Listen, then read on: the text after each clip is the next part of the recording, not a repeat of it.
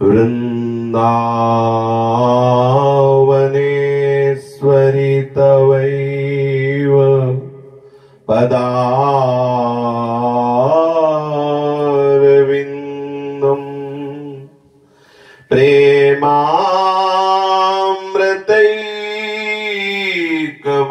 प्रेमामृतैकमकरन्द रसौघपूर्णम्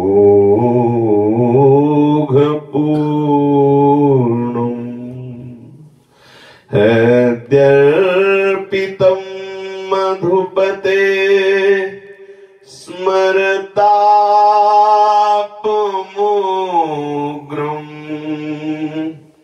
निर्वापयत्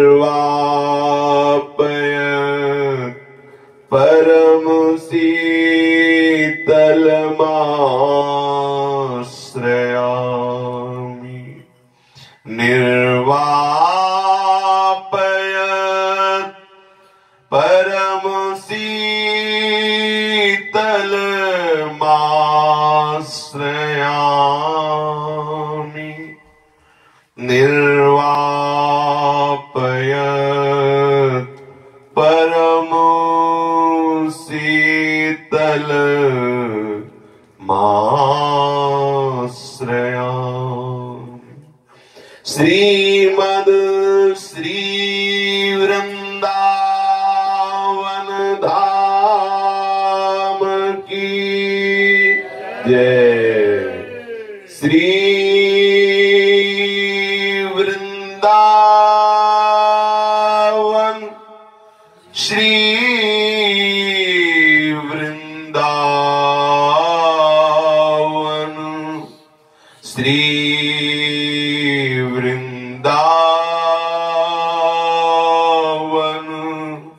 श्री वृंदावन प्राण वृंदावन जीवन वृंदावन सर्वस्व वृंदावन श्री वृंदावन। श्री राधा वल्लभ लाल की जय। भक्तन के शुभ गुण चरित जो सुनी है चितलाए ताके भक्ति बढ़े घनी अरु हरि हो ही सहाय। अजहू सोच विचार के गही भक्तन पद ओट हरि कृपालु सब पाछिली क्षमी है तेरी खोट हरि कृपालु सब पाछिली क्षमी है तेरी खोट। अनंत जन्मों से शरीर आसक्ति के कारण देह भाव में मगन होने के कारण चिदानंद में तत्व का साक्षात अंश आनंद स्वरूप जिसे जीव कहते हैं भटक रहा है सुख की खोज में। मन में तदात्म, तन में तदात्म, इंद्रियों में तदात्म भाव करके झूठे विषय सुख में विचरण कर रहा है। जब भगवत कृपा का स्वरूप प्रकाशित होता है तो हमें किसी महाभागवत का संग प्राप्त होता है। प्रभु के जनों के संग के प्रताप से माया का रंग बिना प्रयास के हटने लगता है और हमें सत्य वस्तु का हृदय में भाव जागृत होने लगता है। क्या है सत्य वस्तु, क्या है परमात्मा तत्व, क्या है चिदानंदमय सुख, ऐसी जब जिज्ञासा होने लगे तो समझ लो कृपा उतर रही है आपके हृदय में। प्रभु के जनों का संग, प्रभु के जनों की आज्ञा का पालन करना, प्रभु के प्रेम रस में डूबे हुए महापुरुषों के ही विषय में कथन श्रवण करना प्रभु की प्रसन्नता का प्रधान हेतु है। हरि को अपने यश से बढ़कर अपने प्यारे जनों के यश श्रवण कथन से बहुत ही द्रवित होना होता है। हरि का यश सुनोगे बड़ी कृपा, लेकिन हरिजन का यश सुनोगे बहुत द्रवित हो जाएंगे हरि, और वो द्रवित होकर अपने आप को सदैव सदैव के लिए आपके हृदय में प्रकाशित कर देंगे। घनीभूत भक्ति जिससे हम प्रभु का स्वाद लेते हैं, प्रभु में डूबते हैं, प्रभुमय हो जाते हैं, वो भक्तों के चरित्र कथन श्रवण से सहज में हृदय में आ जाती है। ऐसे ही परम पावन भक्त बाल भक्त श्री ओम प्रकाश जी के पावन जस का कथन श्रवण कर रहे हैं। श्री ओम प्रकाश जी अपने मित्रों से कहते हैं कि प्रभु का साक्षात्कार करने के लिए सर्वोपरि साधन है नाम जप, और जब अनर्थ की निवृत्ति अर्थात विषय भोगों की चाह इसी नाम जप से नष्ट हो जाती है तो यही साध्य हो जाता है, अर्थात यही सच्चिदानंद रूप को प्रकाशित करके महासुखमय हो जाता है। जीवन का साधन और साध्य दोनों नाम जिसके हैं वो बहुत शीघ्र रस में डूब जाता है। प्रभु के साक्षात्कार का सरल और सर्वोपरि साधन नाम जप, और सिद्धावस्था नाम हमारी गति सदा, स्वाद में डूब करके, रूप रस में डूब करके, प्रभु के छवि, प्रभु के लावण्य, प्रभु के नाना प्रकार के लीला विलास, इन्हीं में डूब करके हर क्षण को व्यतीत करना, ये नाम की कृपा होती है। नाम से ही रूप में, लीला में प्रवेश हो जाता है। श्री ओम प्रकाश जी कह रहे हैं कि आप पढ़ाई करें, हम मना नहीं करते कि आप सांसारिक पढ़ाई ना पढ़ें, पर खास बात है भगवत पढ़ाई पढ़ना। अगर आप केवल सांसारिक पढ़ाई पढ़ रहे हैं तो ये आपके काम आने वाली नहीं, ये बहुत उदर पोषण का काम करा सकती है आपको। अर्थ की प्राप्ति के लिए, भोगों की प्राप्ति के लिए सहयोग में आ सकती है। यदि आपके हृदय में भजन नहीं है, भगवत चिंतन नहीं है, आप कह सकते हैं कि बिना सांसारिक पढ़ाई के ये भी तो नहीं हो सकता, बिल्कुल गलत है। कितने ऐसे महापुरुष हुए जिन्होंने स्वयं अपने श्री मुख से, मथुरादास जी कहते थे, ए जी हमने कभी स्कूल का मुंह नहीं देखा, और जब श्लोक बोलते थे तो ऐसा लगता था कि मतलब साक्षात सरस्वती बैठ के बोल रहे हैं। रामायण बोलते तो प्रसंग का प्रसंग पूरा ऐसे कंठस्थ था। महाभारत के अमुक उसमें पर्व में अमुक जगह वो श्लोकों की झड़ी मैं नंबर से बोलते, आश्चर्य होता। हो कहते ए जी हमने कभी स्कूल का मुंह नहीं देखा।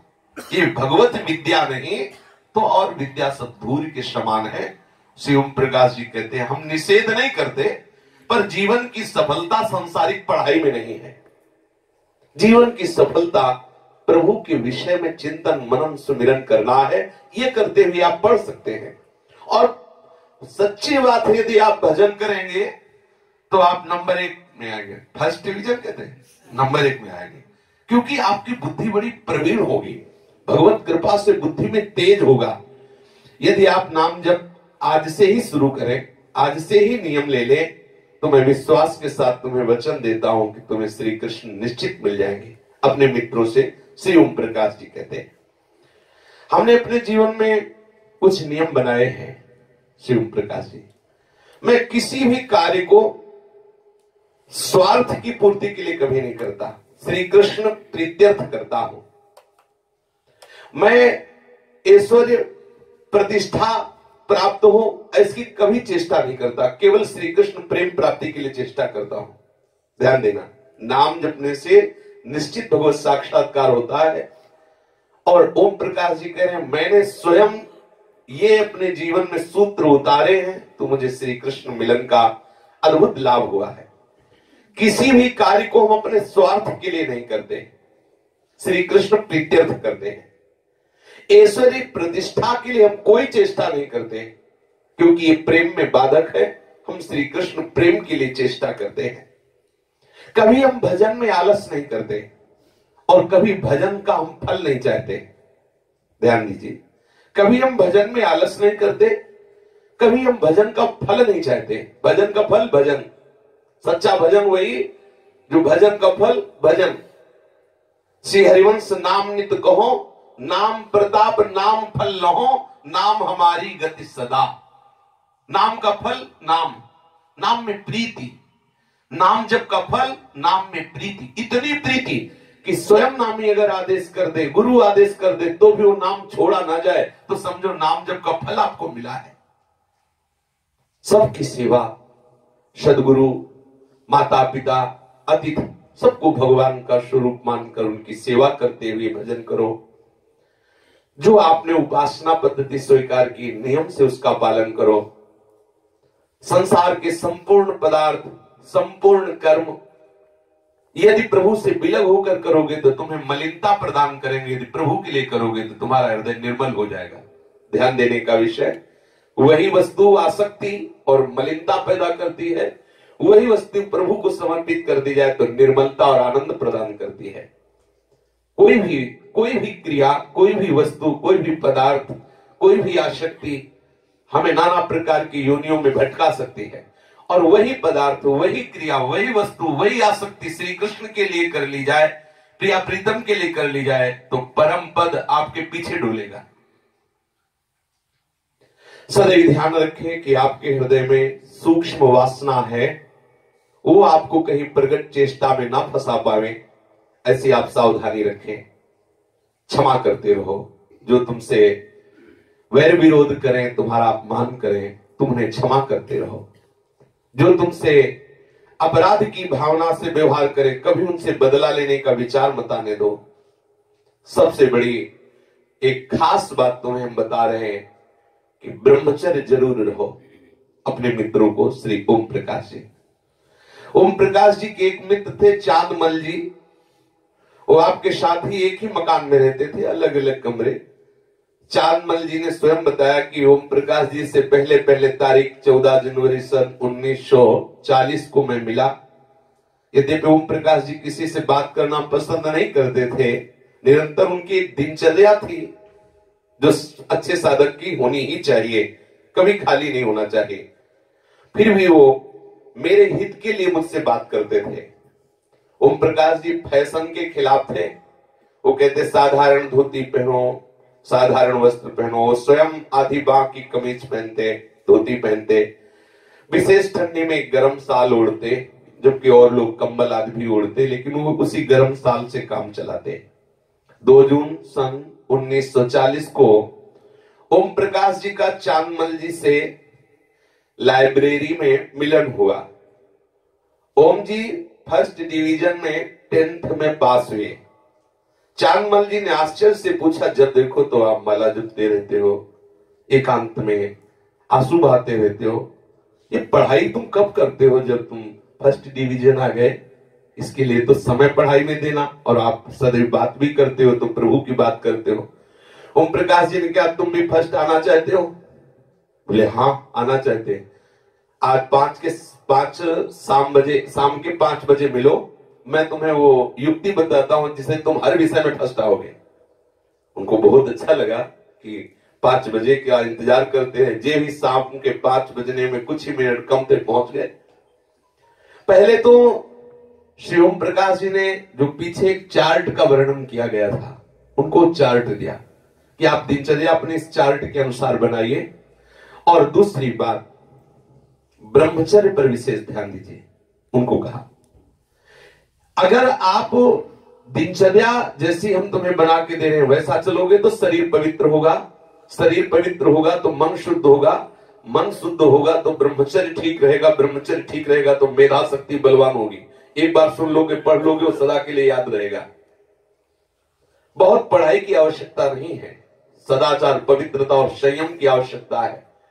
जब मैं 7वें दर्जे में था तो मुझे एक ग्रंथ मिला जिसका नाम ब्रह्मचर्य ही जीवन है, और मैंने उससे आचरण किए और नियम लिया कि मैं आजीवन नैष्ठिक ब्रह्मचर्य का निर्वाह करूंगा। थोड़ा अपने लोग उसी ग्रंथ से श्रवण करते हैं। ब्रह्मचर्य ही जीवन है। ब्रह्मचर्य से बड़ी कोई तपस्या नहीं है। देखो यहां संकोच का त्याग होकर चर्चा हो रही। आप असत आचरण करने में संकोच करें, लेकिन असत आचरणों से कैसे बचा जाता है उन युक्तियों में संकोच मत माने। न तपस्तप इत्याहुर ब्रह्मचर्यं तपोत्तमं ऊर्ध्वरेता भवेदियस्तु सदेवो न तु मानुषः। भगवान कैलाशपति महादेव जी कहते हैं ब्रह्मचर्य अर्थात वीर्य धारण करना महान उत्कृष्ट तप है, भगवत प्रसन्नता का प्रधान हेतु है। इससे बढ़कर कोई तपश्चर्या तीनों लोकों में प्रसिद्ध नहीं है। जो ऊर्ध्वरेता अखंड ब्रह्मचारी है वो पुरुष नहीं, वो साक्षात भगवत स्वरूप महादेव है। ब्रह्मचर्य की अपार महिमा है, परंतु आज हमारे नीच वातावरण में ब्रह्मचर्य को धूल धूसरित किया जा रहा है। ये महापुरुषों के वचन है, बिल्कुल अक्षरशः सत्य है। एकांत में चिंतन मनन करने के बाद आपकी श्रवणेंद्रिय तक पहुंच रही है बात।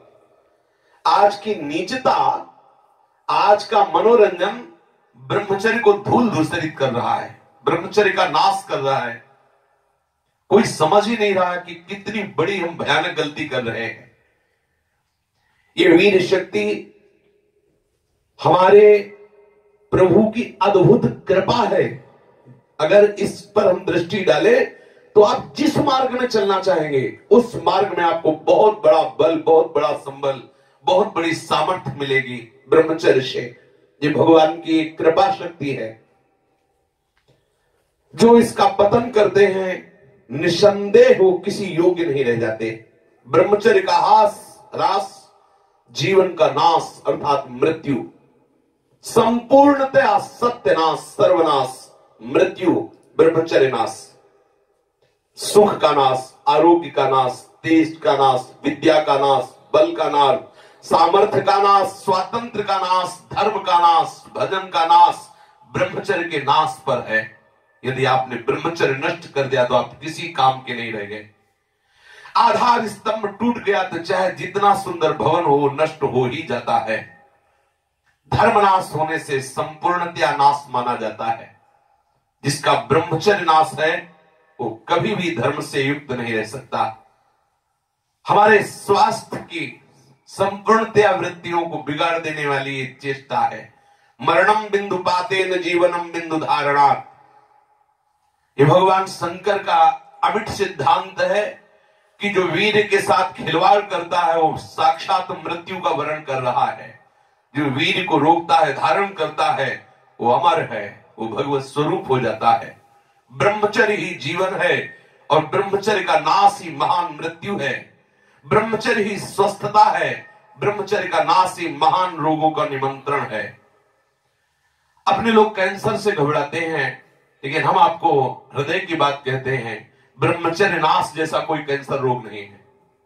जो ब्रह्मचर्य नाश आज खिलवाड़ में किया जा रहा है। छोटे छोटे बच्चे, अपने पास तो बच्चे सब छोटी अवस्था से लेकर बड़ी अवस्था तक संयोग है। आप लोगों को ध्यान होगा शाम के एकांतिक जब प्रश्न उत्तर होते थे तो यहीं खड़े होकर एक 70-75 वर्ष के साधु ने कहा था कि मैं बहुत परेशान हूं, जीवन हो गया, मैं हस्त मैथुन करते हुए बहुत परेशान हूं, आज भी मैं निपट नहीं पा रहा, आज कृपा करो। यही गेट पे खड़े होकर के उन्होंने बोला था। शर्म की बात नहीं है, सुलझने की बात। आप जो आज गलती कर रहे हैं वो आपको जीवन में बख्शने वाली नहीं, किसी काम के नहीं रह जाओगे। ब्रह्मचर्य के अभाव में हृदय सूखने लगता है। भगवत प्राप्ति की क्या, संसार की उन्नति की भी भावना नहीं रह जाती। लोग परलोक सब उजड़ा हुआ नजर आता है। ब्रह्मचर्य चारों पुरुषार्थों का, धर्म अर्थ काम का मूल है। ब्रह्मचर्य भोग और मोक्ष प्रदान करने वाला है। वीर अनंत अनमोल सिद्धि है। इसी वीर के बल से जिस देवता को चाहो तुम अधीन कर सकते हो, उसके नाश से तुम पूर्ण पतित नीच बन सकते हो। बिना ब्रह्मचर्य धारण किए हुए कोई पुरुष कदापि किसी भी श्रेष्ठ पद का अधिकार नहीं प्राप्त कर सकता। वीर भ्रष्ट पुरुष कदापि पवित्र नहीं, कदापि धर्मात्मा नहीं, कदापि महात्मा नहीं हो सकता। वो दंभ और पाखंड भले कर ले, बिना ब्रह्मचर्य के प्रत्यक्ष इंद्र भी तुच्छ है, पद दलित है। साधारण मनुष्यों की तो बात है क्या, परमार्थ के पथ पर या व्यवहार के पथ पर जिधर भी तुम जाना चाहते हो, अति आवश्यक है ब्रह्मचर्य। समस्त विद्याओं की सूक्ष्म रहस्य को प्रकाशित करने वाला ब्रह्मचर्य, समस्त वैभवों की सिद्धियों को प्रकाशित करने वाला ब्रह्मचर्य, समस्त सौभाग्य का उदय करने वाला ब्रह्मचर्य। ब्रह्मचर्य सर्वश्रेष्ठ मंत्र है, ब्रह्मचर्य सर्वश्रेष्ठ तपस्या है, ब्रह्मचर्य सर्वश्रेष्ठ बल है, स्वतंत्रता है, महान उन्नति है। ब्रह्मचर्य ही हमारी संपूर्ण सिद्धियों का एकमात्र बीज है, रहस्य है। जो साधक या जो गृहस्थ 20 वर्ष, अगर गृहस्थ में जाना है तो 20 वर्ष तक किसी भी स्थिति में ब्रह्मचर्य नष्ट नहीं होना चाहिए। यदि ब्रह्मचर्य नष्ट करते हैं तो वो गृहस्थी के योग्य नहीं रह जाते, उनके घर में भ्रष्टाचार होता है, संतानें भी होती है तो वही होती है जो किसी योग्य नहीं रहते। शास्त्र के सिद्धांत से चलने वाले उपासक को, अर्थात भगवत प्राप्ति के मार्ग में चलने वाले उपासक को चाहिए, अगर वो गृहस्थ है तो जब ब्याह हो उसी के बाद शास्त्र मर्यादा से ब्रह्मचर्य खंडित करे, ये उसका उपासना का स्वरूप ही माना जाएगा। लेकिन यदि वैरागी है, भगवत मार्ग का पथिक है, तो अष्ट मैथुनों से बचे। किसी भी जगह स्त्री का चित्र बना हो या स्त्री साधक पुरुष का चित्र बना हो, कुछ ऐसी विशेषता का आकर्षण हो जिससे हमारे हृदय में वासना उठे, मुझे नहीं वो चित्र देखना चाहिए, नहीं वो दृश्य देखना चाहिए, ना उसका स्मरण करना चाहिए। ये पहला अष्ट मैथुनों से बचने का स्वरूप। दूसरा, स्त्री के रूप के विषय में चर्चा करना या स्त्री साधक पुरुष के रूप के विषय में चर्चा करना, परस्पर गुण चर्चा करना, अंग प्रत्यंगों का वर्णन करना, श्रृंगारिक बातें करना, कामुकता की बातें करना, ये दूसरा दोष।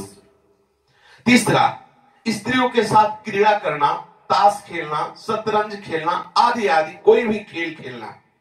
चौथा, किसी की दृष्टि से बचाकर एकांत में स्त्री का दर्शन करना काम भाव से। कोई हमें देख नहीं रहा, हम एकांत से देख रहे किसी स्त्री को काम भाव से या स्त्री साधक पुरुष को। पांचवा, स्त्री के साथ एकांत में कामुक भरी बातें करना। छठा, श्रृंगार रस से पूर्ण उपन्यास या कोई भी ग्रंथ या कोई नाटक देख करके उसमें तन्मय होना, उसमें उसी कामना से युक्त होकर कल्पना में डूबना। किसी अप्राप्याप स्त्री की प्राप्ति के लिए व्यर्थ प्रयत्न करना और किसी भी प्रयास से ब्रह्मचर्य को नष्ट करना। और आठवां, प्रत्यक्ष संयोग करना। ये अष्ट मैथुन है।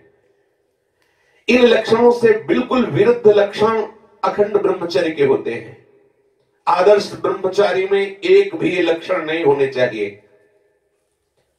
अष्ट मैथुनों में ये जो सातवां लक्षण बताया गया कि किसी अप्राप्य स्त्री की प्राप्ति के लिए व्यर्थ प्रयत्न करना या किसी भी प्रयास से ब्रह्मचर्य नष्ट करना, उसमें हस्त मैथुन एक अष्ट मैथुनों के अंतर्गत है। और ये भयानक रोग है, भयानक रोग।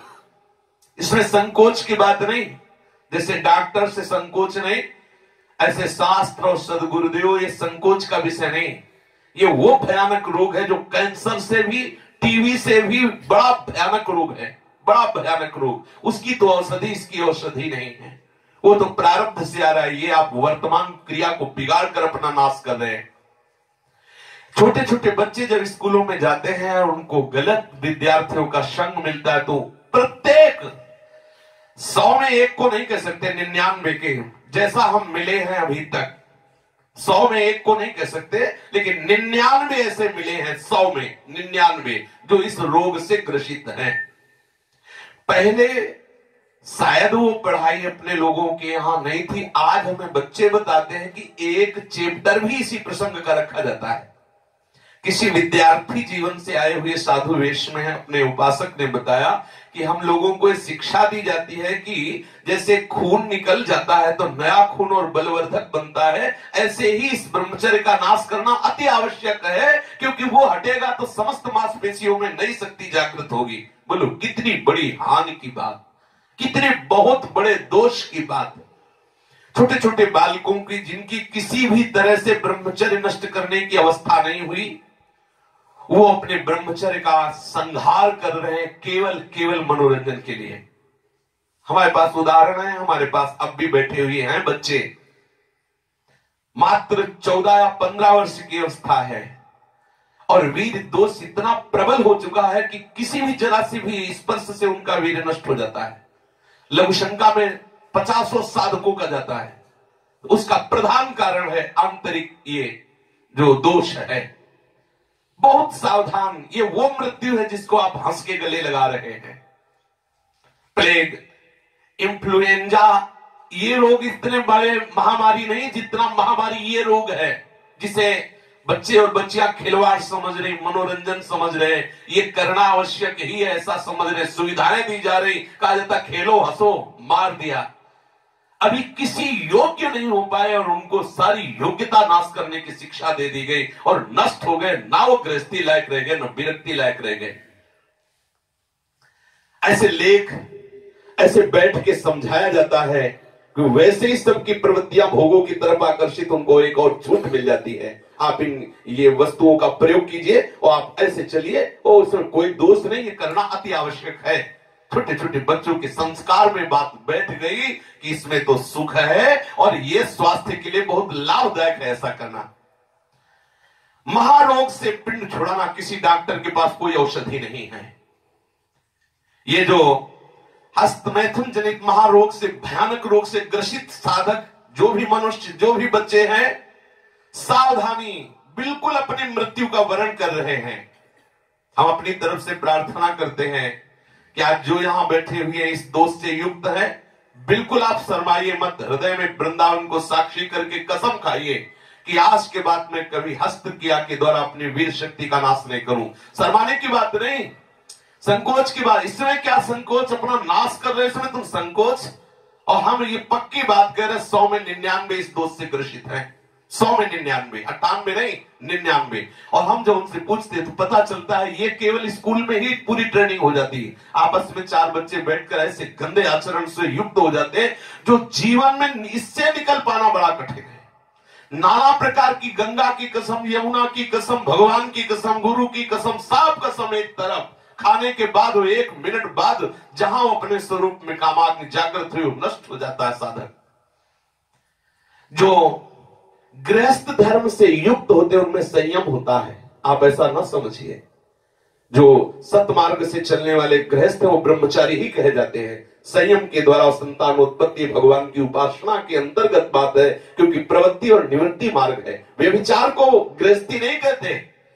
शास्त्र मर्यादित होकर संतानोत्पत्ति ये भगवान की सेवा है।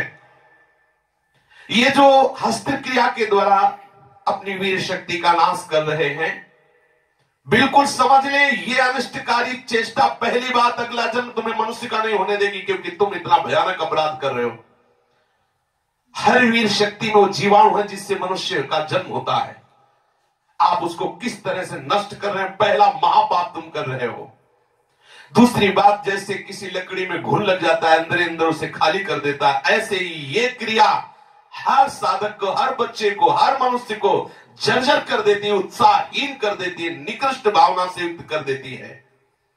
कोई भी इस हस्त क्रिया को यदि स्वीकार किए हैं तो उसका फल देख ले, बिना प्रयास के वो वीरहीन होता रहेगा। कसम खाओ वृंदावन धाम में आज इसी क्षण बैठ करके हम कभी भी हस्त क्रिया नहीं करेंगे, चाहे कोई भी हो। कसम इस बात से, प्राण निकल जाएंगे, मैं भूखा रह लूंगा, हर कष्ट सहूंगा, पर यह चेष्टा नहीं करूंगा। सत्संग का फल है जीवन में परिवर्तन आना। कहने की जरूरत नहीं है, आप अंदर से आधा मिनट के लिए एकाग्र होइए, वृंदावन को साक्षी करके संत सभा में कसम खाइए कि मैं जीवन में कभी हस्तमैथुन नहीं करूंगा। श्री जी को साक्षी करके इसका निर्वाह कीजिए। विश्वास कर लीजिए आपकी परमार्थिक या व्यवहारिक जो भी उन्नति सबके नाश का प्रधान कारण है। आप ऐसे कारण को स्वयं कर रहे हैं। गृहस्थी धर्म में तो जब संयोग होगा तब होगा, आप इसमें प्रतिपल मर रहे हैं, प्रतिपल दुर्बल और ये आपको इतना कमजोर, इतना परास्त कर देगा, आप भगवत मार्ग में चल नहीं सकते। और ऐसे 50 हमारे सामने उदाहरण इसलिए हम बोल रहे हैं, ये प्रसंग बहुत चिंतन मनन करके सभा में बोल रहे हैं, क्योंकि ये बात किसी को पता नहीं है कि मैं अपना नाश कर रहा हूं।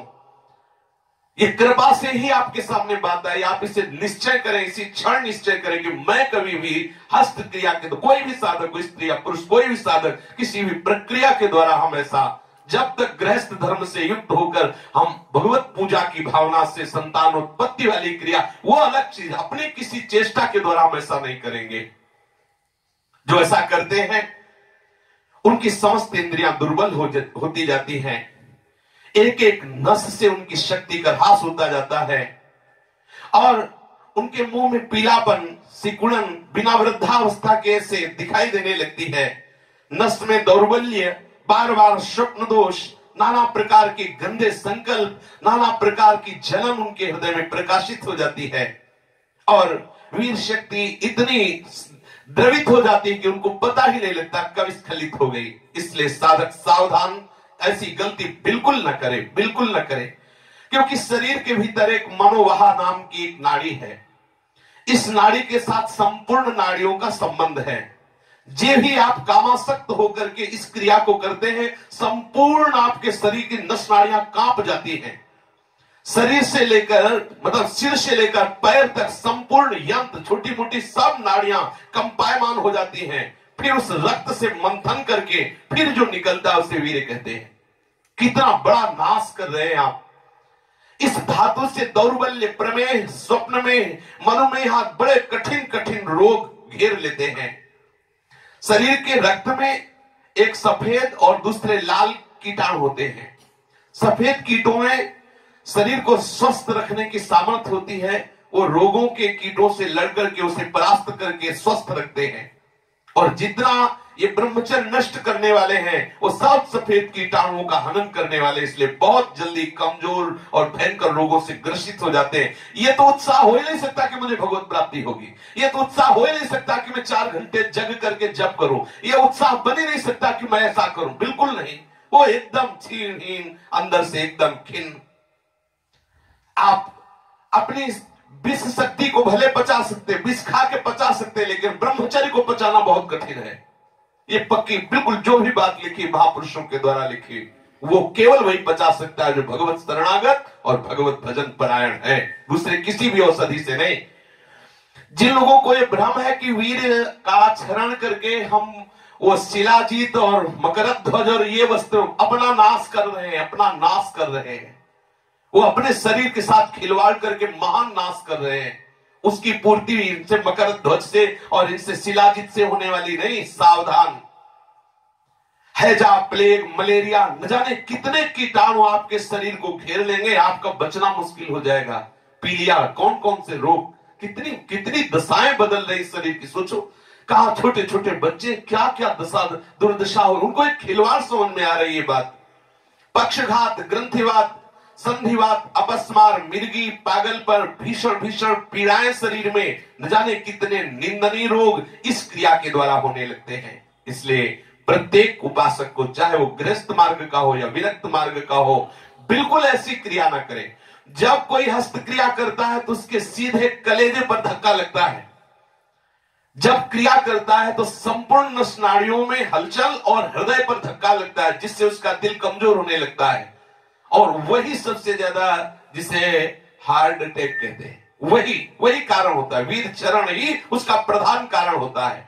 क्षय, खांसी, श्वास, ये क्षमा महाभयानक रोगों का बुलावा है। हृदय रोग से पीड़ित अभागे मनुष्य किस क्षण मर जाए कोई पता नहीं। मस्तिष्क पर जो एक ऊर्जा शक्ति, विचार शक्ति होती है, वो नष्ट हो जाती है। जो ये हस्त क्रिया को करते हैं उनको देखते ही पता चलता है करते हैं। कुछ ऐसे लक्षण होते हैं जिनको देखने से ही पता चलता है ये सब वो प्रतिपल अपने आप को चौपट कर रहे हैं और छुपाव करके ऐसा प्रस्तुत करना चाहते हैं कि हम बहुत अच्छे साधक हैं। कितना पागलपन है। आप अपने जीवन को नष्ट कर रहे हैं। पागल खाने में अगर देखा जाए तो 5 आदमी ऐसे मिलेंगे 100 में जो किसी अन्य घटना से पागल हुए, 95 ऐसे मिलेंगे जो विषय के कारण पागल हुए, जिन्होंने ब्रह्मचर्य को छीण किया है और उनकी मेधा शक्ति कमजोर हो गई और पागल हो गए हैं। ये व्यभिचार प्रवृत्ति किसी भी लायक नहीं रहती।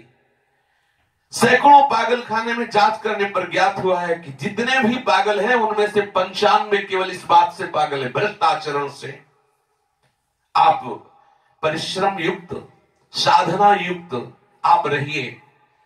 आप ऐसे पड़े पड़े ऐसे मत सोचिए कि आप बहुत बड़े सुख में हैं कि अपने शरीर से न सेवा करते हैं, न परिक्रमा करते हैं, न भजन के लिए कोई आसन स्वीकार करते हैं। सोचते पड़े पड़े हो, कृपा हो गई, बड़े हैं। और इससे अरे शरीर को आप दौड़ाइए, इतना थकाइए कि और कुछ याद न रहे। 3 परिक्रमा करो वृंदावन की, 3 करो, 4 करो, थका दो शरीर को। कोई सेवा नहीं, माला लिए परिक्रमा, थका दो शरीर को। अपने आप होश नहीं रहेगा, तब निद्रा आ जाएगी। ये आजकल के माता पिता स्वयं सावधान नहीं, बच्चों के सामने ऐसी चेष्टाएं करते हैं कि उनकी सामर्थ्य नहीं कि अपने बच्चों को रोक सके। वो समझते हैं कि बच्चों से बातें करना ठीक नहीं है। लेकिन आप समझिए, अगर बच्चों को आप एक छूट दे रहे हो, आप उनका कितना जीवन नष्ट कर रहे हैं।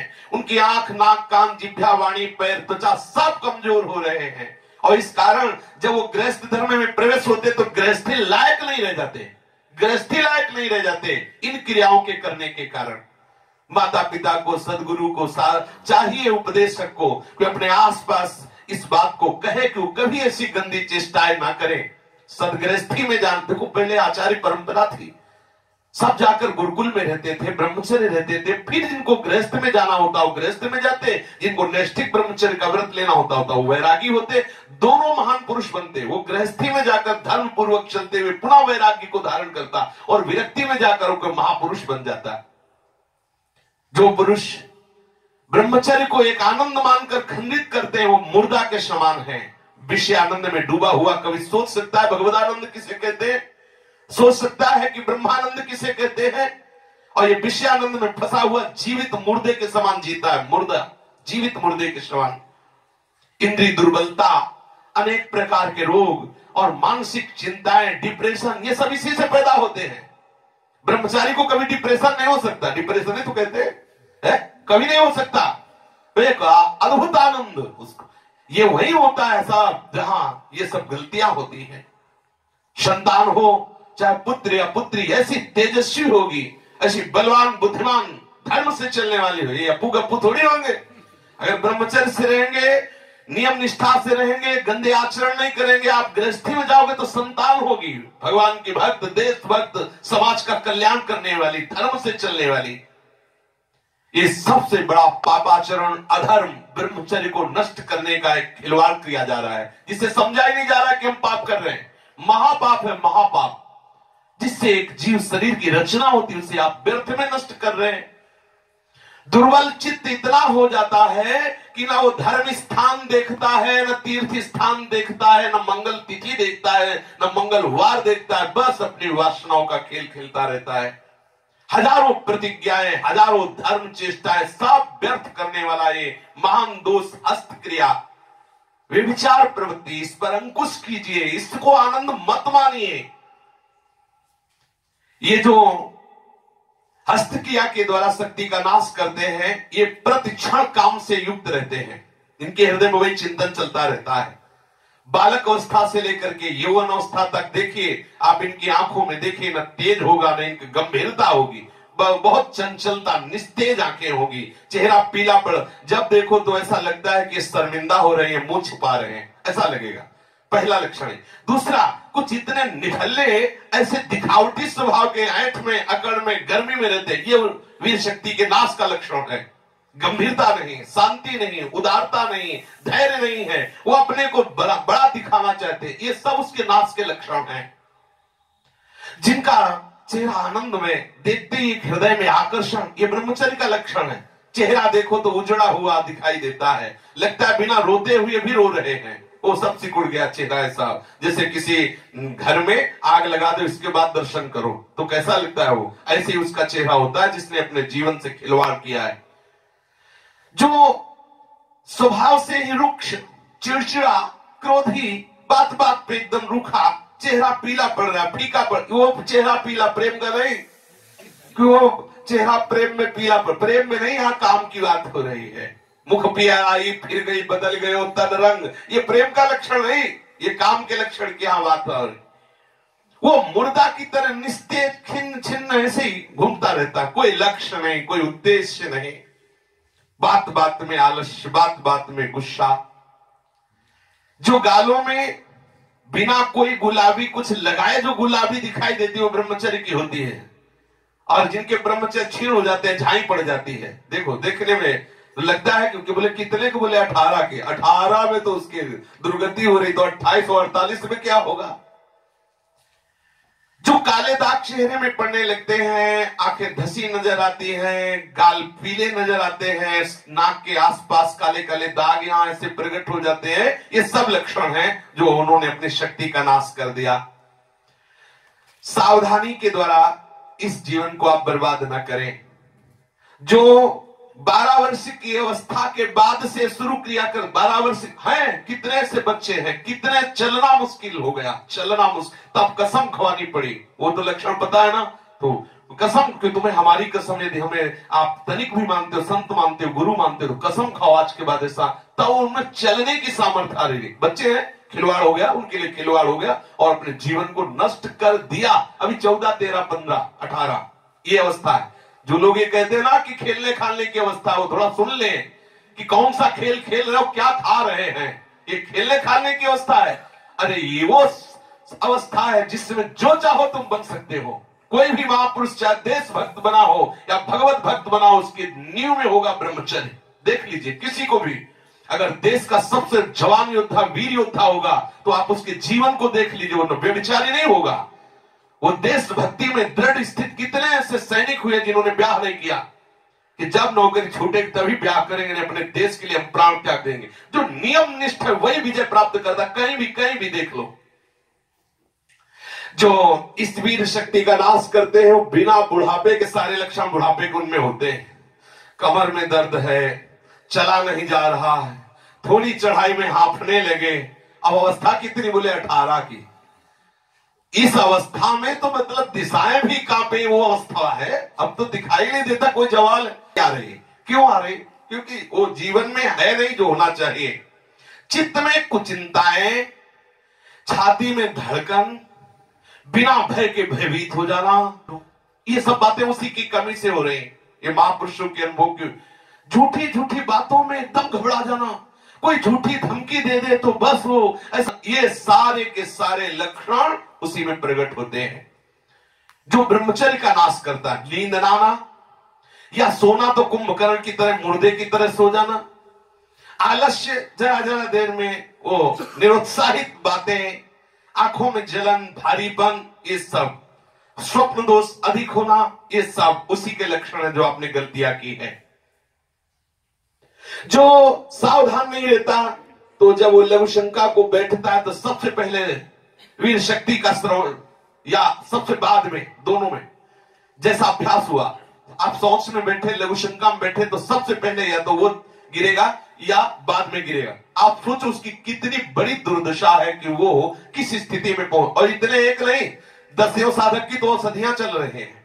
वर्तमान में वो पवित्र हैं, पर जो पूर्व में उन्होंने आचरण किए उसके कारण उनकी ऐसी दशा है कि उनको उठना बैठना चलना मुश्किल हो रहा है। अवस्था 20, 22, 24, 28, बोलो इस अवस्था में 60 किलोमीटर गंगा किनारे चलने के बाद ये लगता कि हाँ, आप कहीं बैठकर थोड़ा विश्राम किया जाए। 60 किलोमीटर, वो सुबह से चल रहे हैं, वो पता चला 3 बज रहे हैं शाम के, अब कहीं कुछ मिल जाए तो ठीक है, विश्राम। न सर्दी, न गर्मी, न भूख, न प्यास, एकमात्र भगवत प्राप्ति की प्रबल लाल। वो अंदर, आपके अंदर जो जोश है, जो ऊर्जा शक्ति भगवान ने दी, उसका आप क्षरण कर रहे हैं। कैसे आपके अंदर भाव बनेगा?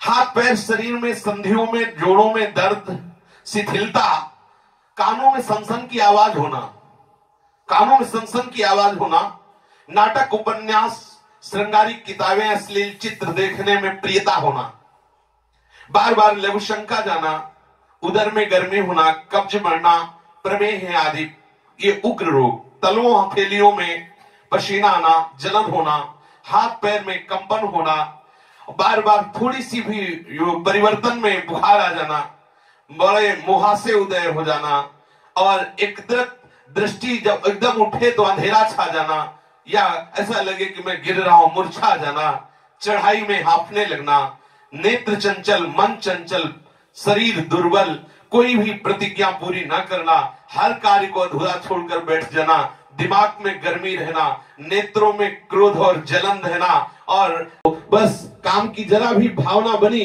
कि आप अपने योग्य ही नहीं रह गए, क्षण में ऐसा क्रोधित हो जाना, क्षण में ऐसा अशांत हो जाना, माथा, कमर, मेरुदंड, वक्षस्थल अत्यंत कमजोर हो जाना, रीढ़ की हड्डी झुका के बैठना, ये सब लक्षण है कि उसने अपने ब्रह्मचर्य का नाश कर दिया है। जो ब्रह्मचर्य का नाश कर देते हैं वो अपना नाश निश्चित कर रहे हैं, इसलिए सावधान। जो वाणी में मृदुता होती है, वाणी में प्रियता होती है, ब्रह्मचर्य की होती है। जो हृदय में बहुत निर्भयता होती है वो ब्रह्मचर्य की होती है। जो किसी से कभी नहीं भयभीत होता है, सर्वत्र अपमानित होने पर भी जो प्रसन्न रहता है, ये लक्षण है उसके अखंड ब्रह्मचर्य के। प्रत्येक गुरुजनों को चाहिए, माता पिता आदि भाई बंधुओं को चाहिए कि वो अपने निज जनों को ब्रह्मचर्य की शिक्षा दे, उनको समझाएं, बैठकर समय दे 10 मिनट कि आप कभी ऐसी गलतियों में मत फंसना, ऐसे बच्चों का संग मत करना, ऐसी चेष्टा मत करना। साधक को तो बहुत ही सावधान रहना चाहिए। मनुष्य जो कुछ प्रसाद पाता है, भोजन पाता है, जब वो उसके उदर में आकर पचने लगता है तो वो फिर रस रूप धारण करता है। 5 दिन तक उस भोजन का सही माने में जब पाचन होता है तो वो रस रक्त के रूप में परिणित होता है। 5 दिन जो भोजन आज पाया, 5 दिन में वो रस बनेगा, जो 5 दिन बाद वो रक्त के रूप में होगा, और रक्त का 5 दिन ठीक से पाचन होने के बाद वो मांस रूप बनता है। और पाचन की ये क्रिया 1 सेकंड भी बंद नहीं रहती। एक को पचाकर दूसरा, दूसरे को पचाकर तीसरा रूप बनता है। भोजन को पचाकर रस, रस को पचाकर रक्त, रक्त को पचाकर मांस, और फिर मांस को पचाते समय जो व्यर्थ की चीजें जैसे मल है, मूत्र है, पसीना है, आंख नाक कान के कोनों में मल है, वो सब निकालता है। वो उसका जो फालतू वस्तु है वो निकाला, जब मांस बनना होता है वो सब निकल जाता है। नाखून केश आदि के रूप को बढ़ाना, ये उसी के अंदर की बात है, जो रक्त मांस रूप में परिणित होता है उसके। 5 दिन के बाद वो मांस में एक शक्ति बनती है जो मेदा, अस्थि, अस्थि से मज्जा, मज्जा से फिर सप्तम धातु पदार्थ के वीर्य बनता है। उसका पाचन नहीं हो सकता, वीर्य का पाचन नहीं होता। भोजन का पाचन, रस, रस का पाचन, रक्त, रक्त का पाचन, मांस, मांस का पाचन, जो मज्जा, अस्थि, और ये सप्तम धातु वीर्य, वीर्य का पाचन नहीं हो सकता। इसका पाचन ओज के रूप में होता है, तेज के रूप में होता है, महान शक्ति के रूप में होता है। जो संयम से चलता है, भगवत आराधन में चलता है, उसका एक अलग ही स्वरूप होता है। उसमें एक अलग उत्साह, अलग तेज, अलग ओज चमकता रहता है। सावधानी से, चाहे स्त्री साधक हो चाहे पुरुष साधक हो, दोनों को रक्षा करनी चाहिए। खिलवाड़ ना समझो। ये सप्तम धातु बनने में, एक बार के बनने में 30 दिन 4 घंटे लगते हैं। 30 दिन 4 घंटे लगते हैं। जब बहुत सुंदर भोजन सात्विक किया जाता है तो एक बार में संतानोत्पत्ति करने की जो सामर्थ्य वीर शक्ति में है वो 30 दिन 4 घंटे में तैयार होती है, शास्त्रीय पद्धति के अनुसार, शास्त्र सिद्धांत के अनुसार। और ये वीर शक्ति किसी खास जगह में शरीर में पूरे में कहीं नहीं है। अगर ऑपरेशन किया जाए तो आज तक कहीं जैसे पित्त की थैली या रक्त या मांस, अस्थि, ये सब दिखाई, वीर कहीं नहीं दिखाई देगा। ये संपूर्ण शरीर में विराजमान है। जैसे दूध के रेसे रेसे में मक्खन, घी विराजमान है, ईख में मिठास विराजमान है, काष्ठ में अग्नि विराजमान है, फूल में सौरभ विराजमान है, चंदन में शीतलता विराजमान है, ऐसे संपूर्ण शरीर में वीर शक्ति विराजमान है। जहां कोई गलत संकल्प करता है तो संपूर्ण नस नाड़ियों से मनोवाह नाड़ी खींच लेती है उस सप्तम धातु शक्ति को। वो है नहीं, जैसे दुग्ध में मंथन आदि के द्वारा फिर वो मक्खन निकलता है, वो जब गर्म किया जाता है तो घी निकलता है। ऐसे पूरे शरीर को मनोवाह नाड़ी जो संकल्प काम का बनता है वो पूरे शरीर को मंथित करके और उससे सप्तम धातु को, वीर्य को खींचती है। जैसे नींबू निचोड़ने के बाद क्या बचता है, ऐसे तुम्हारी पूरी जीवनी शक्ति को काम संकल्प निचोड़ देता है। साधक सावधान रहे, इसे तमाशा न बनावे, इसे मनोरंजन न बनावे, इसे खिलवाड़ न समझे कि कोई देख नहीं रहा। आप जिस कार्य के लिए मनुष्य जन्म धारण किए, चाहे गृहस्थ हो चाहे विरक्त, उसके लिए अति अनिवार्य है आपको ब्रह्मचर्य रहना।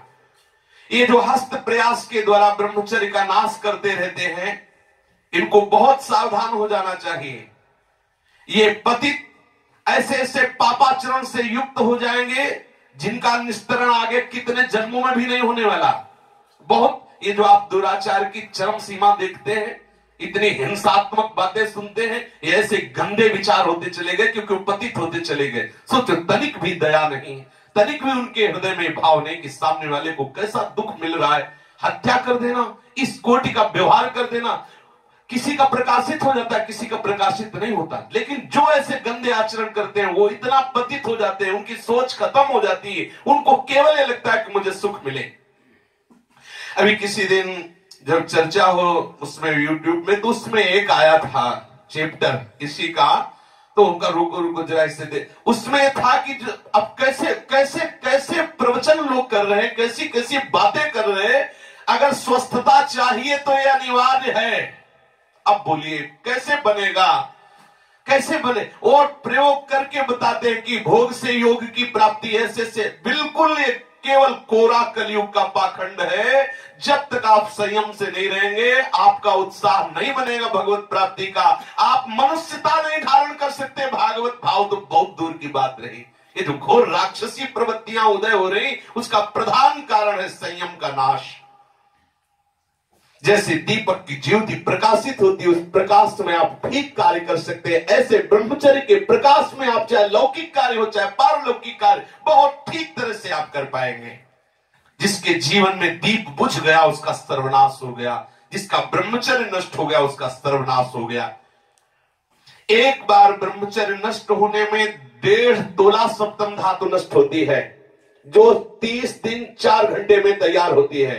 आप विचार कीजिए, 30 दिन 4 घंटे शरीर की नस नाड़ियों ने जो कमाया, उस सप्तम धातु को आप कितने मिनट में नष्ट कर रहे हैं? कितने बार 30 दिन 4 घंटे में एक बार कमाई हुई वस्तु को कितने बार नष्ट कर रहे हैं? आपकी क्या परिणाम दशा होगी, आप खुद विचार कर लीजिए।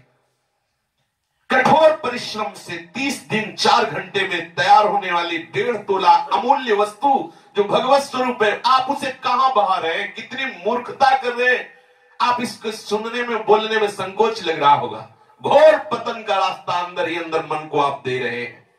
इसे मूर्ख नहीं कहा जाएगा और क्या कहा जाएगा? जो इतनी कीमती वस्तु को केवल मनोरंजन के लिए बर्बाद करे, तन मन धन श्वास सबका नाश करने वाला। जैसे फूलों का इत्र, ऐसे ही संपूर्ण मनुष्य का सार ब्रह्मचर्य। एक एक रुपया आप जैसे बहुत कंजूसी से समेट के रखे, फिर कोई चुराने आवे तो आप दे देंगे क्या? ऐसे ही यदि आप ब्रह्मचर्य पर दृष्टि रखेंगे तो आपसे पापाचरण हो ही नहीं सकता। आपको जलन हो जाएगी कि हम कितना जल के कैसे सदाचार से चल रहे हैं, और ये आकर्षण हमें आ रहे, कैसे ब्रह्मचर्य को नष्ट कर सकते। वो भागेगा, हर स्थिति से भागेगा। वो अपने ब्रह्मचर्य को सच्ची मानिए, ब्रह्मचर्य में ही सामर्थ्य है हर द्वंद्व सहने की, हर द्वंद्व सहने की।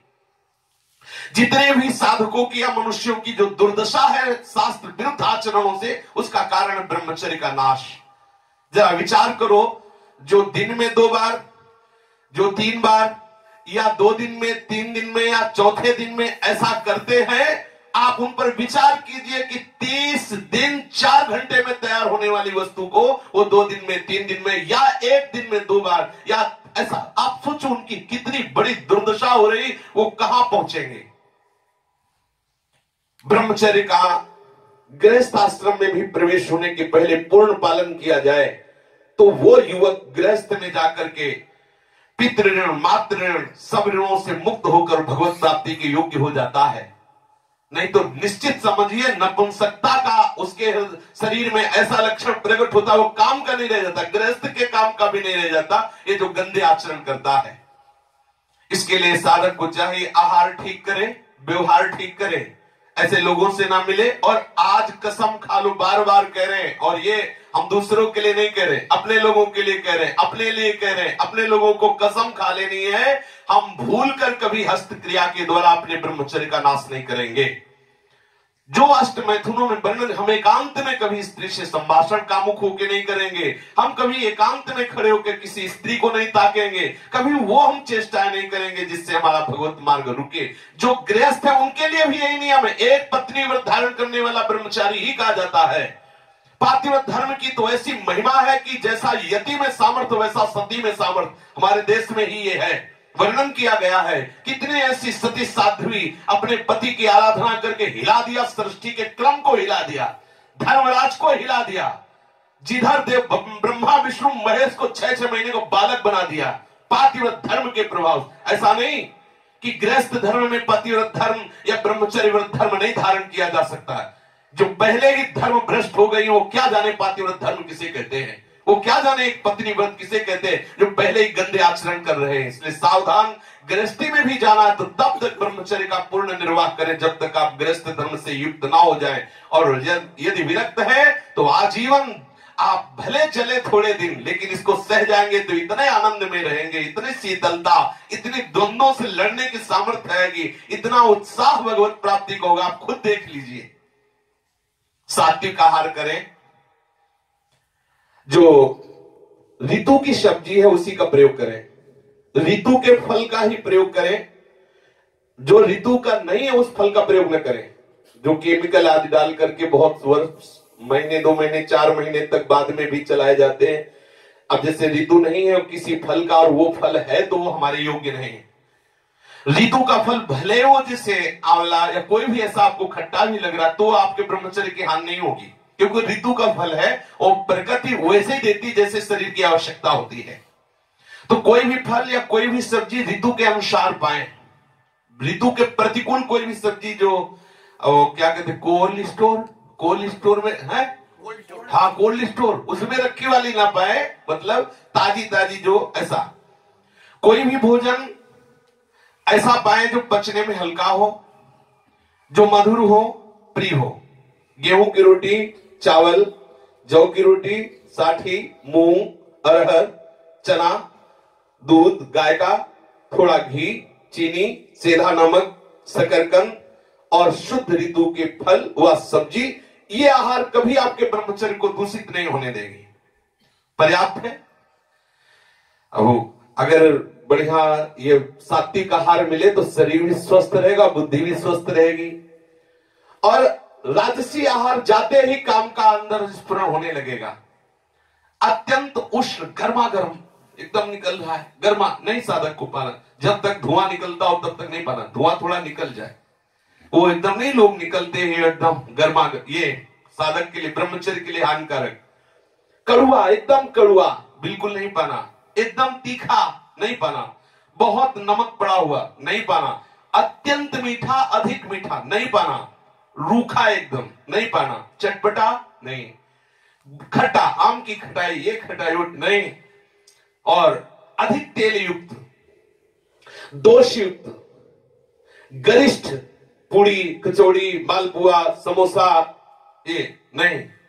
ब्रजवासी की दुकान का जो ये सब आता है, वो ब्याहुले के दिन थोड़ा थोड़ा किनका लेके और जय श्री राधे, मोर मरकट को सेव। हाँ, जो कचौड़ी पूड़ी मालपुआ, ये लाल मिर्च बिल्कुल नहीं, हींग नहीं, विशेष तेल का प्रयोग नहीं, प्याज लहसुन का तो किसी भी तरह से प्रश्न नहीं, गाजर नहीं, उर्द नहीं, सरसों का अधिक सेवन नहीं, कोई भी मसाला नहीं, मांस मछली कछुआ अंडा शराब चाय कॉफी कोकीन चरस चंडू ये सब नहीं।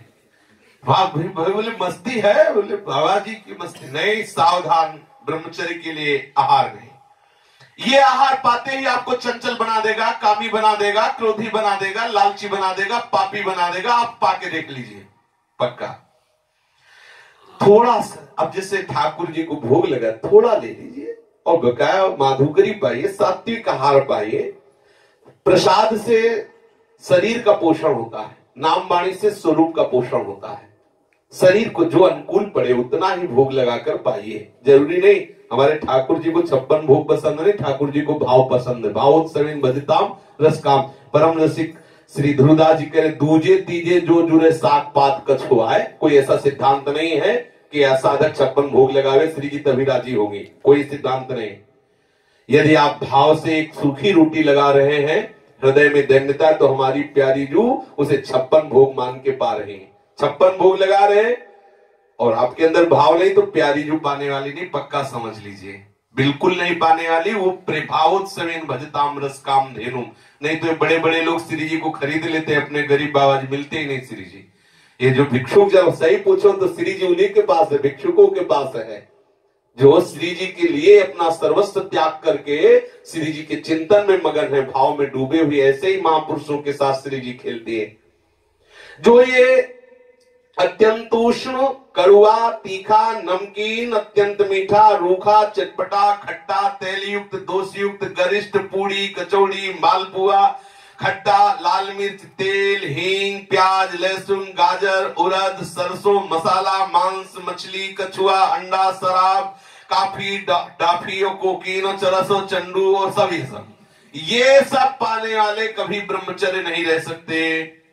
इनसे निश्चित पाप के आचरण बनेंगे, रोग शोक दैन्य बढ़ेगा, आयु तेज सामर्थ्य सौभाग्य नष्ट होगा।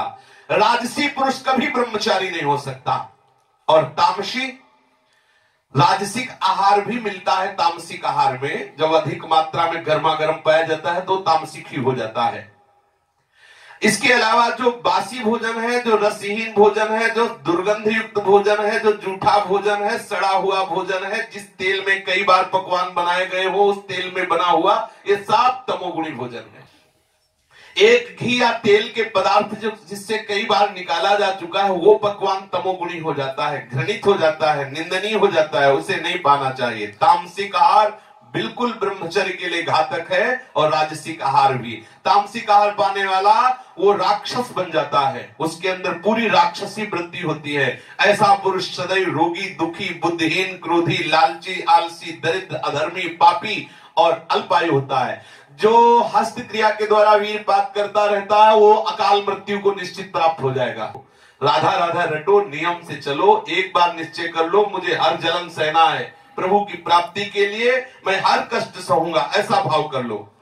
और फिर सात्विक भोजन भी जब पा रहे हो तो विचार बिल्कुल ठीक होने चाहिए। भोजन पाते समय कोई ऐसा दृश्य जिससे आपके विचार गंदे हो, कोई ऐसा पढ़ना जिससे विचार गंदे हो, कोई ऐसी वार्ता करना, या कोई अंदर ही अंदर विचार गंदे करते हुए सात्विक आहार भी पाओगे तो आपकी बुद्धि पतित हो जाएगी।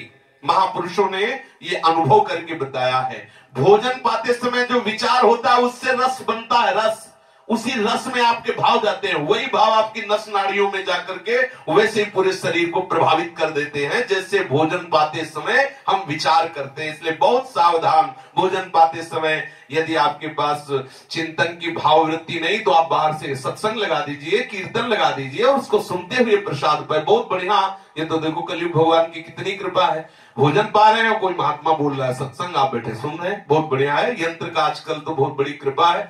अगर कुछ नहीं तो नाम कीर्तन लगा दीजिए, प्रसाद पा रहे, नाम कीर्तन चल रहा है, चतुरासी जी के पद चल रहे, ठाकुर जी की कोई वार्ता चल रही और हम प्रसाद पा रहे, तो हमारा सारा चिंतन सुनने में गया और प्रसाद पा रहे, वो हमारे अंदर भागवतिकता प्रकट करेगा। जो साधक ब्रह्मचर्य रहना चाहता हो, सबसे पहली बात है, वर्णन किया गया था कि एक बार भोजन, किसी ने प्रश्न किया कमेंट में कि एक बार भोजन तो शाम के दूध और कुछ फलहार चल जाए, वैसे हमारी राय एक बार भोजन की नहीं है, अपने अपने भाव होते हैं। हमारी राय है आप भले 2 बार पाइए लेकिन आपका प्रिया प्रीतम से चिंतन हट के भोजन में न जाए। प्रिया प्रीतम आप एक बार पाते हैं, 14 रोटी दबा के पा लिए तो ठीक नहीं है, आप उसे 7-7 कर लीजिए, 6-6 कर लीजिए, 3-3 कर लीजिए, जितना आपसे बन जाए। भोजन का चिंतन नहीं होना चाहिए, भजन में भोजन विक्षेप ना बने, ना तो भूखे रहने में ना छके रहने में, ये साधक को खुद देखना है। और शरीर की बात, बोले 2 ही रोटी पानी है और वहां 2 रोटी छुन्न से हो गई, पता ही नहीं चला कहां गई। अब हर चिंतन बन रहा कि कब 6 बजे 2 और मिले। भैया हमें ऐसी साधना में कोई भी लगाव नहीं है, 2 की जगह चुपचाप 4 डाल लो, राधा राधा जपो 6 घंटे 8 घंटे, फिर आवे तो फिर 2 डाल लो, इसमें कोई हानि नहीं होने वाली। लेकिन उसका चिंतन बने वो हानि का। जैसा हमें कुछ संतों से भी सुना और कुछ अपने भी हृदय की बात कि बड़ी शीतलता मिलती है जब प्रभु का चिंतन होता है, और बड़ी जलन होती है जब विषय का चिंतन होता है। यदि रोटी का चिंतन हो तो ऐसा व्रत आग लगे, हमें नहीं चाहिए वो व्रत, हमें श्री जी का चिंतन चाहिए। तो थोड़ा ये देख करके कि आपका चिंतन भोजन का ना हो, इतना भोजन ना बहुत कम हो, युक्ताहार क्यों प्रभु ने लिखा है, इसलिए लिखा है 2 समय भोजन बहुत बढ़िया रहता है। पहला भोजन 10 से लेकर 1 बजे के बीच में हो जाना चाहिए। इसके पहले कोई भी चाय नाश्ता ये सब नहीं होना चाहिए, पक्का। 2 बार तो फिर 2 ही बार है, आपको जो भी पाना है वो सब लेकर। हमने ऐसे संतों के दर्शन भी किए हैं कि जैसे कोई कुछ दे रहा है और उस आश्रम में है तो लेके रख लिया, लेकिन पाएंगे वो 1 बजे ही। बीच में नहीं कि जो मिला वो बरपाते ऐसे थोड़ी थोड़ी देर में बंदर की तरह मुंह चलता रहे, साधकों का नियम नहीं है। उसे रख लीजिए आप। 2 ही बार पाए तो सिर्फ 2 ही बार पाए, 1 बार पाए तो सिर्फ 1 बार पाए। जो भी पाना है 1 बार पाए, जो भी पाना है 2 बार पाए, वो नियम आप रखें। दिन का भोजन 10 से 1 बजे के बीच में हो जाना चाहिए, और रात्रि का भोजन 8 बजे के पहले ही हो जाना चाहिए। 8 बजे के बाद नहीं होना चाहिए। 8 बजे के बाद उसमें पचने में दिक्कत पड़ेगी, कब्ज बनेगा, ब्रह्मचर्य घातक बात होगी। यदि आप 1 बार भोजन करते हैं तो सर्वोत्कृष्ट बात है, पर 2 बार भोजन करें तो आप देख लीजिए 10 से 1 बजे के बीच दिन में, और रात्रि में 8 बजे के पहले। और जब आप भोजन पालें तो 30 मिनट जरूर टहलें। शरीर स्वस्थ रखना है, भजन करना है तो ये करना है, नहीं तो गड़बड़ हो जाएगा, आप कब्ज हो जाएगी, फिर परेशानी है। खा के एकदम सहन नहीं करना, 30 मिनट टहलना है। रात्रि में दूध पीना है तो या तो बहुत ही कम गर्म एकदम, और या एकदम ठंडा। अगर आपको लगता है थोड़ा गर्म हो तो बिल्कुल थोड़ा ही गर्म होना चाहिए। अधिक गर्म दूध पी के सहन करने से वो ब्रह्मचर्य का नाश अर्थात स्वप्न आदि दोष प्रकट करने वाला होता है। चीनी मिलाने की जरूरत नहीं। यदि आपको ऐसा लगता है कि हो तो बहुत कम चीनी मिलाकर ही प्रयोग करें, वैसे जरूरत नहीं है। गर्मा गर्म रात्रि में ना भोजन पाना है, ना कोई पेय पदार्थ पीना है। गर्मा गर्म ना तो भोजन पाना है और ना कोई पेय पदार्थ पीना है। अगर आप गर्मा गर्म कोई पदार्थ पी के शयन करते हैं तत्काल, तो निश्चित आपके ब्रह्मचर्य की हानि हो जाएगी, सावधान रहें। ताजा, सात्विक और ना गर्म ना बासी ऐसा भोजन कीजिए। और रात्रि में हल्का गर्म या ठंडा दूध ले सकते हैं जो जरूरत हो। नहीं, दूध की साधक को जरूरत है नहीं, पर अब आप देख लीजिए, हम मना नहीं करते, पर है नहीं जरूरत। क्यों जरूरत नहीं? क्योंकि अपना कोई और कार्य है नहीं। भजन साधन और संयम नियम तो उतने में ही इतनी सामर्थ्य है कि दूध की जरूरत बिल्कुल नहीं, वस्तुतः नहीं जरूरत है। पर यदि आपको जरूरत हो तो ले सकते हैं गाय का दूध आधा लीटर, वो भी रात्रि में शयन के पहले, जो इतना गर्म हो कि मतलब आपको लगे कि हाँ ठीक है। अगर अधिक गर्म हुआ तो आपके ब्रह्मचर्य में हानिकारक है। यदि रात्रि में आपको थकान हो रही है, आपको लगता है मैं तत्काल शयन कर जाऊंगा, तो ना भोजन पाना है ना दूध पीना है। अगर रात्रि में आप बहुत थके हैं तो ना भोजन पाना है ना दूध पीना, आप शयन कर जाइए, सुबह भले ले लीजिए। अगर आप थकान के साथ भोजन और गर्म दूध पी ले और तत्काल लेट गए तो फिर उसमें आपके संयम में बाधा पड़ने की संभावना है। भोजन के समय आप मौन भगवत चिंतन करें या भगवत विचार करें या भगवत चर्चा सुने। किसी भी तरह से आपके भोजन में अधिक नमक, मिर्च, मसाला, ये और मिठाई और किसी भी तरह का कोई नशा या कोई चंचलता पैदा करने वाले पदार्थ बिल्कुल नहीं होने चाहिए। भोजन के समय पानी बिल्कुल नहीं पीना चाहिए, ऐसा अभ्यास कर लेना चाहिए। यदि आपको प्यास लगती है तो भोजन के पहले आधा घंटा 1 घंटा पहले 1 गिलास ले लीजिए, और भोजन के 1 घंटा आधा घंटे बाद ले लीजिए। उत्तम बात है 1 घंटा, लेकिन ना से बहुत तो आधा घंटा। लेकिन भोजन के बीच में जल लेने का विधान नहीं है, जो वास्तविक नियम से चलना चाहिए, तभी लीवर खराब हो जाता है। और 1 कोरा पाया आधा लीटर पानी, फिर वो तो सब गड़बड़ हो जाता है। ऐसा अपने लोगों ने 20 वर्ष से अभ्यास किया है, पूरा भोजन हो जाएगा, 1 बूंद पानी की जरूरत नहीं है। भोजन के समय पानी नहीं पीना चाहिए। भोजन के 1 घंटा बाद या 1 घंटा पहले पानी ले लेना चाहिए। भोजन के पहले हाथ पैर और मुंह धो करके पूरे पवित्र हो करके फिर भोजन पाने बैठना चाहिए। भोजन नियमित समय पर, नियमित अर्थात 4 रोटी तो 4 ही नहीं। अब ये नहीं होना चाहिए कि आज भूख ज्यादा लगी 6 कर लो, नहीं, नियमित आहार नियमित होना चाहिए। वो भूखे रहो, भजन करो, बढ़िया रहेगा। जितना एक नियम बना लो भोजन का उतना। राह चलते हो भोजन नहीं पाना, खड़े होकर भोजन नहीं पाना, लेट कर भोजन नहीं पाना, अनुचित चिंतन करते हुए भोजन नहीं पाना, अनुचित क्रिया जहां हो रही वहां देखते हुए भोजन नहीं पाना। प्रातः काल बिना कुल्ला किए जल पीने का अभ्यास बनाए। बिना कुल्ला के आप शयन करके उठे, नाम जप किए और ऊषा पान उसे कहते हैं, वो आयुर्वेद के अंतर्गत है, वो आपके उदर में बड़ा लाभदायक रहेगा। वैसे तांबे के पात्र में जल रख ले रात्रि में, और उसके बाद सुबह उठे और बिना कुल्ला किए और वो पानी पिए तो आपके उदर में बहुत लाभदायक होगा और अपने साधन में सहयोगी होगा। जहां प्रसाद पा रहे हो वो पवित्र स्थान हो, अगर दृश्य हो तो भगवत छवियां लगी हो या संत महात्मा हो। भोजन के समय ऐसे दृश्य ना होना चाहिए जिनमें मन अटक कर और काम का संकल्प कर बैठे। आप मध्याह्न में भोजन के बाद 100 कदम चाहे चले, 15-20 मिनट लेटे, इसके बाद भजन में बैठ जाए, ये मध्याह्न। और शयन में 1 घंटा पहले ही आपका भोजन दुग्ध हो जाए, टहले भजन करें, फिर आप शयन करें।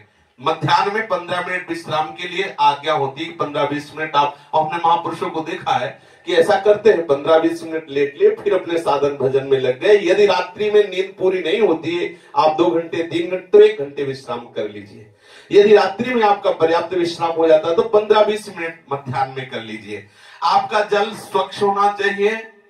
आप जब स्नान करें तो गीजर के पानी से न करें।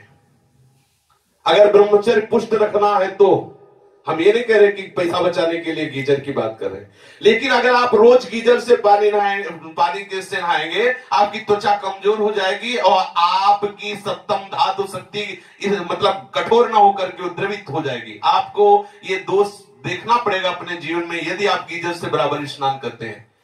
संत महात्मा सीधे धाराओं में क्यों नहाते थे? एकदम ठंडा। आप नहा के देखो यमुना जी में सुबह सुबह जब गंगा में स्नान करते थे तो एक डुबकी लगाने के बाद लगता था सर है कि नहीं है, खोजना पड़ता था कि सर है कि नहीं है। एकदम ठंड और एक नया एक जीवन नया एकदम ठंडा। अब 20-30 मिनट कमर से ठंडे जल में तो अपने आप वो सब संयम नियम बने। अब यहाँ गीजर से पता नहीं चलता सर्दी है कब लगी सर्दी है। और बढ़िया गरम कपड़ा, गरम कम्बल, और बगल में एक कमरे में ही बाथरूम शौचालय, वो गीजर से स्नान कर कम्बल, तो पता ही नहीं चला सर्दी लगना अति आवश्यक है। ब्रह्मचर्य के लिए सर्दी लगना अति आवश्यक, शरीर को मतलब ठंडी लगना अति आवश्यक है। शरीर जितना ठंड रहेगी त्वचा मजबूत होगी, ब्रह्मचर्य आपका ठीक होगा। और ब्रह्मचर्य ठीक होगा तो आपका सुहाएगा ही नहीं है महंगे महंगे कपड़े और गीजर, अच्छा ही नहीं लगेगा। वो एक नशा हो जाता है, उसमें इतनी सामर्थ्य हो जाती है। पर जितना ऐसा नहीं कि कल से जुकाम बुखार हो जाए कि भाई ब्रह्मचर्य रहना है तो यमुना जी में सुबह 4 बजे, थोड़ा देख के अपने संयम में। दिन भर में 3 लीटर पानी से कम नहीं होना चाहिए, क्योंकि उसमें लघुशंका, पसीना, भाप, सब बहुत चीजें पानी से शरीर के कूड़ा करकट निकलते। कम से कम 3 लीटर, और हमें डांटा जाता है कि 1.5 लीटर से ऊपर न हो, और जिनको पीना है 3 लीटर वो 1 गिलास से ज्यादा नहीं पीते। डॉक्टर इस बात से परेशान है कि साधक पानी क्यों नहीं पीते। पानी पीना चाहिए, उससे गर्मी क्षय होती है, बहुत से दोष नष्ट होते हैं। पेशाब, पसीना, भाप आदि के रूप में आपके शरीर से पानी निकलता रहता है। आप ऋतु के अनुसार पानी और बढ़ा सकते हैं, पर 3 लीटर से कम नहीं। ये हमारे लिए विधान है। हमारे लिए तो लड़ते कहते 1 लीटर बहुत 1.5 लीटर, 1.25 भी नहीं होना चाहिए। सोच लो, भजन कर लो, नहीं ऐसे ऐसे रोग हो जाएंगे कि पानी भी नसीब नहीं होगा, भोजन की क्या बात है। और यदि आपको कब्ज की बीमारी तो तत्काल आप उस पर सात्विक उपाय कीजिए, कब्ज शरीर में बना न रहे, क्योंकि कब्ज रहने से हमारे ब्रह्मचर्य में जरूर दोष उत्पन्न हो जाएगा। जब आप जल पिए तो वज्रासन में बैठकर धीरे धीरे जल पिए, स्वाद लेते एकदम गटक के 1 मिनट में 1 लीटर पी गए, ऐसा नहीं। आराम आराम से पीजिए, धीरे धीरे से भगवत चिंतन करते हुए। प्यास जितनी भी अधिक जब लगे तब पानी पियोगे तो आपकी जीवनी शक्ति को बढ़ाएगी। प्यास लगी नहीं है और आप पानी, तो ऐसा अब इतना ध्यान रखना है कि सुबह उषा काल में इतना जल पीना है कि एक बार बमन करने की इच्छा हो जाए। बहुत बढ़िया लाभ की बात बता रहे। एक बार इतना पानी पिए सुबह कि ऐसा लगता है उल्टी हो जाए, भले ना हो, अगर हो जाए तो और बढ़िया बात है। थोड़ा और सहारा दे दीजिए, अंदर की गर्मी निकल जाएगी, साधक को साधना करने में बड़ा सहयोग मिलेगा। सुबह पानी जरूर खाली पेट पिए, फिर प्रसाद पान जितना मांगे उसके अनुसार। 3 लीटर तो बहुत सरल बात है, कभी भी इसको तो हमें तो छूट नहीं तो एक ही बार में सब राधे श्याम हो जाए। 3 लीटर पानी कोई बहुत होता है? नहीं होता ना। और अपने यहाँ साधक एक गिलास से ज्यादा ले, हम सोच रहे हमसे लड़ाई होती कि पानी आप जो है कम पिए, और ये लोग पानी पी नहीं रहे, बोले सर्दी है तो क्या पानी पीने, जरूर पियो। ब्रह्मचर्य के लिए पानी अति आवश्यक है, कब्ज निवारण के लिए पानी अति आवश्यक है। जो जल का सेवन नहीं करते हैं उनके पेट में जरूर कब्ज होती है, उनकी गर्मी बनी रहती है और स्वप्न दोष रूपी शिकायत उनमें ज्यादा बढ़ने लगती है। आप सावधान होकर के ना तो ऐसा करें कि बिल्कुल भूखे रहें, ना तो ऐसा करें कि बिल्कुल छके रहें, ये भी ब्रह्मचर्य में घातक है। एकदम भोजन छोड़ दिया 2-4 दिन तो वो सिस्टम नहीं संभाल पाएगा। एकदम आपने अधिक बार वो एक नियम धारा से चली, ये अनुभव की बात है। आज एकदम 20 रोटी पा ली, 4 दिन एकदम नहीं पाया तो वो आपके ब्रह्मचर्य पर प्रहार करेगा। आपके जरूर किसी न किसी तरह से बहुत सावधानी, ये साधना है, उपासना है, बहुत सावधानी। आप खड़े खड़े कभी पानी न पिए, लेटे हुए पानी न पीजिए, क्योंकि खड़े पानी पीने से और लेटे लेटे पानी पीने से शरीर में रोग होने की संभावना है। प्रातःकाल उठते ही तांबे के लोटे में रखा हुआ रात भर का बासी जल पीने से बड़े बड़े रोग शांत हो जाते, मन प्रसन्न होकर भजन में लगता है। खरीद लो एक तांबे का लोटा और उसमें पानी रख लो, रात में सुबह पियो। आप सावधान होकर ब्रह्मचर्य पर ध्यान देते हुए यदि भजन करें तो आप फर्स्ट डिवीजन आ जाएंगे, ऐसा ओम प्रकाश जी ने कहा। चाहे जो पढ़ाई हो उसमें फर्स्ट डिवीजन आ जाएंगे। आप भगवत मार्ग के पथिक हो या संसार मार्ग के पथिक हो, दोनों के लिए ब्रह्मचर्य अति आवश्यक है। शेष चर्चा आगे। श्री राधा वल्लभ लाल की जय जय श्यामा, जय जय श्याम, जय जय श्री वृंदावन धाम, जय जय श्यामा, जय जय श्याम, जय जय श्री वृंदावन धाम। पावन राधे तेरा नाम, पावन राधे तेरा नाम, पावन राधे तेरा नाम, पावन राधे तेरा नाम, पावन श्री वृंदावन धाम, पावन श्री वृंदावन धाम। जय जय श्यामा, जय जय श्याम, जय जय श्री वृंदावन धाम, जय जय श्यामा, जय जय श्याम, जय जय श्री वृंदावन धाम।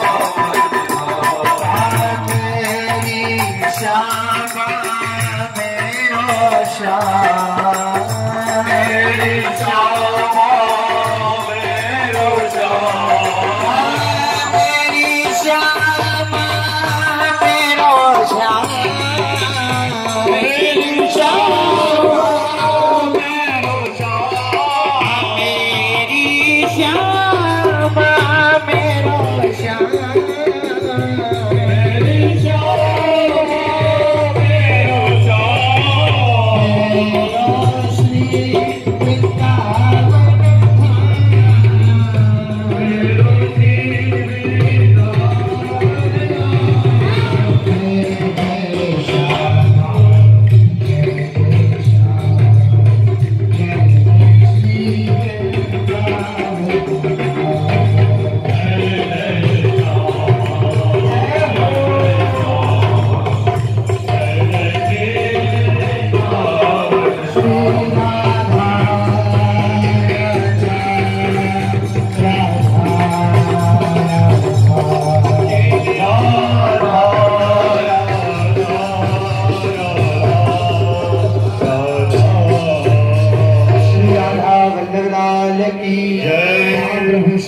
चंद्रजू महाराज की जय, सेवकजू महाराज की जय, समस्त सहचरी वृंद की जय, श्री वृंदावन धाम की जय, श्री यमुना रस रानी की जय, समस्त संत हरि भक्तन की जय, श्री सद्गुरुदेव भगवान की जय, जय जय श्री राधे, जय जय श्री